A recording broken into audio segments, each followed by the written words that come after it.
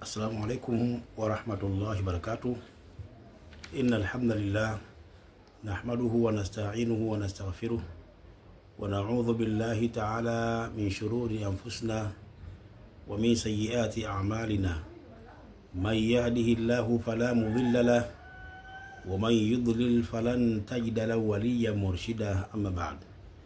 Baada ya kumshukuru Mwenyezi Mungu Subhanahu wa Ta'ala na kumtakia ziada za rehma bwana Mtume Muhammadin sallallahu alaihi wasallam, ndugu zangu watazamaji wetu wa channel yetu hii ya Msimbo Online TV, siku ya leo kwa mapenzi yake Allah Subhanahu wa Ta'ala tunawaleteeni mada adhimu, mada nzuri kabisa ambayo isikilize kuanzia mwanzo mpaka mwisho ili ufaidike na upate faida katika yale ambayo kwamba tunakwenda kueleza.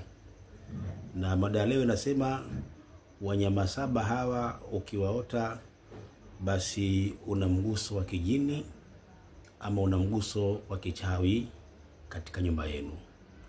Wanyama saba hawa ukiwaota basi mna miguso ya kijini ama mna miguso ya kichawi katika nyumba yenu. Kwa tahadhari sana katika nyumba hiyo kama mtakuwa mnaota wanyama hawa saba, au mara kwa mara kama utakuwa unawaota wanyama hawa saba katika nyumba yako, basi nyumba hiyo tayari imevamiwa na majini, imevamiwa na sihiri, ama ndani yake ndani kuna mahudamu sihiri katika nyumba yenu. Kwa ni vitu vya kuchukua tahadhari sana, vya kuviangalia ili mradi mtu aweze kujiepusha na vitu kama hivyo na kujiweka mbali sana na hali na mazingira kama hayo. Ndio maana nikasema mada ya leo hii ni mada nzuri ambayo inakupasa usikilize kuanzia mwanzo mpaka mwisho, kwa sababu kuna faida nyingi sana ndani yake utakwenda kuzipata na kuweza kuwajua wanyama gani ambao hawa ukiwaota basi nyumba yenu ina majini, ama mna miguso ya kichawi, ama mna miguso ya kishaitani katika hiyo nyumba yenu, au na miguso ya kichawi katika nyumba yenu hiyo. Kwa hiyo la msingi ni kusikiliza kuanzia mwanzo mpaka mwisho ili upate faida katika mada hii ya leo ambayo tunakwenda kuitoa. Na niwaombe wale ambao wanapita katika darasa zetu hizi lakini bado hawajasubscribe, basi wasubscribe ili mradi waweze kupata faida nyingi sana ambazo tunaendelea kuzileta katika darasa zetu hizi. Lakini vile vile usiache kulike baada ya kuangalia darasa zetu. Na siku zote wanasema wanawafanyia dua mwishoni kabisa wale wanaolike darasa zetu, kwa sababu hawa ni ambao wanaangalia alafu kuonyesha upenzi na kupenda vile ambavyo sisi tunavitoa. Kwa hiyo mara nyingi wanawafanyia dua wale ambao wanaolike darasa zetu. Kwa hiyo hata wewe ukitaka dua hii basi usiache kulike hapo inshallah, ili uwe miongoni mwa watu ambao watakayeombewa dua baada ya kumaliza darasa hili. Tunaanza na mnyama wa kwanza, ambayo huyu kama ukimuota basi ujue wazi kwamba nyumba yenu ina mashaitani, nyumba yenu ina majini, ama nyinyi wenyewe au wewe mwenyewe una mguso wa kishaitani, ama una mguso wa kijini, ama una mguso wa kichawi katika mwili wako. Al-awwalu, ya kwanza kabisa, ru'ya thuban al-aswad fil manami. Ya kwanza kabisa ni mtu akawa akilala anamuota nyoka mweusi katika usingizi. Aidha amekuvingirisha katika mwili wako, au anakukimbiza, au amekugonga. Unaota amekugonga, amekuvingirisha katika mwili wako, au anakukimbiza. Hii ndugu yangu kama itakuwa inajirudia, yani unaota alafu inajirudia, basi haraka sana nenda kwa watu wa ruqya wakufanyie tiba, kwa sababu hiyo ni tatizo. Na tatizo hilo sio wewe tu ujifanyie wewe mwenyewe na ufanye hapo katika hiyo nyumba ambayo kwamba wewe unayoishi sio nzuri, ndani yake tayari imeshavamiwa na hao mahadhibu sihiri katika nyumba yako. Kwa hiyo ikitokea hali kama hiyo, au ukiwa unaona mara kwa mara au unajirudia, basi nenda kajifanyie tiba katika zile sehemu ambazo kwamba zinapatikana tiba. Na mtu mwenye kuota ndoto hii adumu sana na kusoma suratul Baqara pale nyumbani kwake, lakini vile vile kila wakati asome aya hii inayosema fasayasfikahumullahu wa huwa as-sami'ul alim. Aisome sana aya hii, aisome sana aya hii, na nitaiandika hapo chini mara kwa mara awe anaisoma, lakini na kusoma sana surati al-Baqara. aisome nini? Suratu al-Baqara. Hiyo ni ya kwanza, na hiyo ndoto ya kwanza. Arru'ya thani, ndoto ya pili, arru'ya al-aqrab fil manami, ni ndoto ya kuota nge katika usingizi. Mtu akawa analala alafu anaota sana nge. Hii tafsiri yake nini? Tafsiri ya kwanza, hiyo nyumba unayoishi ndani yake ina fitna kubwa sana. Ina fitna kubwa, lakini vile vile wewe uliota utaandamwa sana na maneno na utafanyiwa fitna sana katika sehemu zako ziweza kupatia riziki.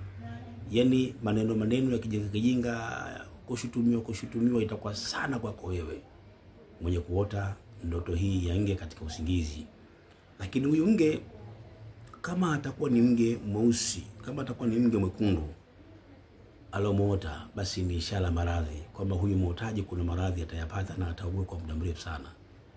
Sasa hii inawezekana huyo akawa ameota, lakini akaota yeye nge mweusi, lakini maradhi haya asimpate baba, labda yakampata mtoto wake, yakampata mke wake. Kwa hiyo ukiota katika nyumba yako hali kama hiyo, basi haraka sana jiwaini katika nyumba yenu, mfanye ruqya, mfanye dua, ili haya madhara yasije yakawafika katika nyumba yenu. Lakini kama utamuota nge, lakini nge mwenyewe akawa nge mwekundu mweusi, wa kwanza huyo nimesema ni mwekundu, wa pili kama akiwa nyeusi, basi mtateseka sana kwa dhiki katika nyumba yenu. Nyumba yenu hiyo hamtakuwa na raha ya maisha, yani itakuwa shaghala baghala katika nyumba yenu. Mambo yataharibika sana katika nyumba hiyo. Kwa hiyo mkiota ndoto kama hizi, haraka sana fanyeni yale aliyofundisha Mtume Muhammad sallallahu alaihi wasallam. Mtume kaelekeza, anasema idha raa ahadukum ru'ya yaqra'uha, pindi atakapoona mmoja wenu ndoto ambayo inamfedhehesha, falyatafsilu an yasiri, basi mtu huyo ageukie upande wa kushoto, yathina an yasiri thalatha, ageukie upande wa kushoto alafu ateme mate mara 3, waliyasta'adhi billah minash shaitan, na alafu ajikinge na Mwenyezi Mungu kutokana na shaitani. Bwana aseme a'udhu billahi minash shaitani rajim, fa innaha la tadhurruhu, kwa kifanya hivyo la tadhurru, akifanya hivyo hatudhurika na hiyo ndoto. Fa innahu la tadhurruhu, akifanya hivyo hatudhurika na hiyo ndoto. Bwana akageukia kushoto akatema mate akasema a'udhu billahi minash shaitani rajim, basi akifanya hayo hiyo ndoto haitamdhuru. Kwa hiyo ni muhimu sana kulifanya jambo hili. Hiyo ndoto ya ngapi? Ya pili, au hiyo ni mnyama wa pili. Wa kwanza tumesema thubani, nyoka, alafu baada ya hapo nge. Wa tatu, wa thalith, ya tatu, ru'yatul qitti al-aswad fil manami. Ru'yatul qitti al-aswad fil manami ni kuota paka mweusi, alafu ikiwa inajirudia ndio itakuwa ni mbaya zaidi. Hii inaashiria kuna uadui wa kichawi umeanza kuandama katika mwili wako. Na ukiota huyo paka anaingia ndani, au anakutazama kwa macho makali, au anakuangalia katika mwangalio ule wa kushangaa, basi tayari ndugu yangu Muislamu au ndugu yangu ambaye si Muislamu, umeshapigwa sihiri katika mwili wako. Maana tayari ushapata sumu ya kichawi katika mwili wako. Tegemea kuharibikiwa, tegemea maradhi mbalimbali, tegemea hali kuwa mbaya, tegemea matatizo tu ambayo yatakufika wewe katika mwili wako. Ni mbaya sana, na hasa ikiwa unajirudia mara kwa mara. Ukimota paka anaingia ndani mweusi, ama ukimota na kuzunguka, ama na kukimbiza, ama na kutazama kwa macho makali kabisa, ama na kutazama kwa kukushangaa, ni mbaya sana. Ndio maana Mtume anasema man qala hina yumsih, yote mwenye kusema ule wakati wa jioni, a'udhu bikalimati llahi tamma min sharri ma khalaq, mwenye kusema neno hili wakati wa jioni, lam yadhurruhu shay'un, Mtume anasema mtu huyo hakitamdhuru chochote. Ina maana hata wewe ndugu yangu katika imani, ule muda wa jioni kabla ya kulala, basi soma hii dua ambayo kaelekeza na kuifundisha Bwana Mtume Muhammad, kwamba ukisoma dua hii basi hakitakudhuru chochote katika usingizi wako au katika jioni yako mpaka asubuhi. Hii ni mnyama wangapi huyo? Ni mnyama wa tatu. Ndoto ya 4, ru'yatul qalbi al-aswad fi manami, ni kuota mbwa mweusi katika usingizi. Ni kuota mbwa mweusi katika usingizi. Na amesema Mtume Muhammad kwamba al-qalbu al-aswad shaytan, kwamba mbwa mweusi siku zote anakuwa ni shaitani. Kiota mbwa mweusi ndugu yangu Muislamu, ndio yale kwamba wewe tayari ndugu zetu wale waona usiku wanakuchezea, na tayari umeshafanyiwa sihiri, lakini sihiri hii inatokana na majini, mashaitani ndio wamemtumia huyu mnyama kwa ajili ya kukutilia wewe sihiri. Hawa mambwa mapaka mara nyingi yanatumiwa sana na wachawi hawa.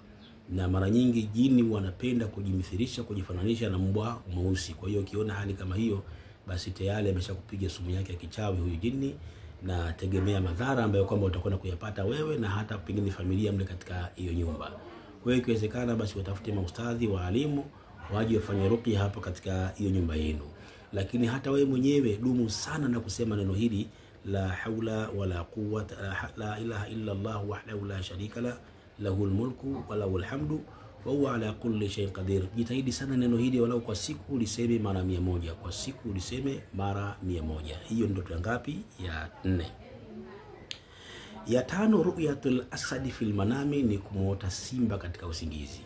Kumuota simba katika usingizi, hii inaashiria ni vifungo vya kichawi. Atakayemuota simba katika usingizi, huyu mtu ana vifungo vya kichawi. Wallahi tala, simba wenyewe kamuota amesimama au anaingia ndani au anakuzunguka au anakukimbiza, jitahidi sana mtu wewe kusema neno hili, hasbunallahu wa ni'mal wakil, hasbunallahu wa ni'mal wakil. Lakini usiache ile dua ambayo kaielekeza Mtume Muhammad na yale mambo aliyoelekeza kwamba ukiota ndoto mbaya kama hizi, basi geukia kulia, shoto sema mate na useme a'udhu billahi minashaitanir rajim mara ngapi? Mara 3. Hiyo ndoto ya ngapi? Ya 5. Kiota hii simba, ndugu yangu, elewa ya kwamba wewe tayari umeshapata miguso ya kichawi na una vifungo vya kichawi. Ndio utaona mambo yanafunguki, biashara hazifunguki, mambo yako mabaya, ni vifungo vya kichawi hivyo. Hiyo ya 5. Ya 6, ru'yatul jamalu au naqati ghadhiba fil manam, ni kumuota ngamia anakutazama kwa ghadhabu sana katika usingizi. Yani umelala ukamuota ngamia anakufuata wala kutazama, lakini halikuwa amekasirika kwa jicho lekundu kabisa, basi tegemea kufeli sana katika mambo yako. Tegemea kuharibikiwa na kufeli kwa kiasi kikubwa sana katika mambo yako. Ina maana kama kuna vitu ambavyo unahitajia kuvianzisha hivi sasa au kuna mambo unayafuatilia, tegemea mambo haya yatafeli kwa kiasi kikubwa sana. Ndoto kama hizi ukiota, basi ukistuka usingizini, geukia kushoto, tema mate mara 3, sema a'udhu billahi minashaitanir rajim, na baada hapo usimsimulie mtu yoyote. Lakini ikiwezekana nyakati za jioni, soma sana hii a'udhu bikalimati llahi tamma min sharri ma khalaq. Mtume anasema mwenye kusema dua hii basi hakitamdhuru chochote katika usingizi wake, na ukisema hayo basi inakuwa umeivunja na ndoto na haiwezi kukudhuru biidhnillahi taala. Ya 7 na ya mwisho, ru'yatul asmak almayta fil manami, ni kuota samaki aliyekufa usingizini. Ukamuota samaki aliyekufa usingizini, hii maana yake utafasidika sana katika swala zima la riziki, utandamwa sana na madeni, na madeni hayo utafikia tu utashindwa kuyalipa, na kuna uwezekano mkubwa mali zako zikasambaratika. Yani kama nyumba, inawezekana ukauza nyumba au baadhi ya vitu katika asset zako kafikia hatua ukaja ukaziuza. Kiota ndoto kama hii, basi haraka fanya dua, na ikiwezekana basi katika nyumba yenu mtafuteni ustadhi, mwalimu aje afanye dua. Ikiwezekana dua yake iwe ndani ya siku 7, ipigwe humo ndani suratul Baqara siku 7 pamoja na sura mbalimbali ambazo zile unasoma kwa ajili ya kufukuza hao viumbe wabaya katika nyumba yako. Usidharau ndugu yangu, ukiona hali kama hiyo inakutokea wewe au inamtokea mkeo mara kwa mara katika nyumba yenu au familia yako, basi haraka jiwahi sana katika hali ya dua, ili Mwenyezi Mungu Subhanahu wa Ta'ala ajalie mambo yasije yakaharibika zaidi insha Allah. Nafikiri kwa hapa kwa leo tuishi hapa. Kama una maswali yoyote kuhusu ndoto, basi acha comment yako hapo chini, nitajibu kwa njia ya comment, ama unaweza kuyatuma kwa njia ya WhatsApp. Namba ya WhatsApp ni 0793 052 052 0793 052 052, ama unaweza ukaacha kwenye comment hapo. Inshallah nikiona maswali yenu hayo nitayajibu maswali hayo kama vile mlivyokuwa mmeuliza. Na nikushauri kama utakuwa umepiga simu yako hajapokelewa, usikate tamaa. Na wengine simu zinazoingia zinakuwa ni nyingi sana, lakini kama ukiona simu yako hajapokelewa, jitambulishe, tuma message, sema mimi ni fulani kwa sehemu fulani, swali langu ni kadha, basi nitaliona na nitalijibu biidhnillahi taala, na wala usio na wasiwasi wana yote kama utakuwa umepiga simu na simu yako haijapokelewa. Kwa leo tuishi hapa inshallah, tukutane katika kipindi kijacho katika darasa lijalo la adhkar na dua pamoja na tafsiri za ndoto, ili kupeana faida katika misingi mizima ya ndoto zetu tunazoota. ambazo hatuzielewi nini maana yake. Wassalamu alaikum wa rahmatullahi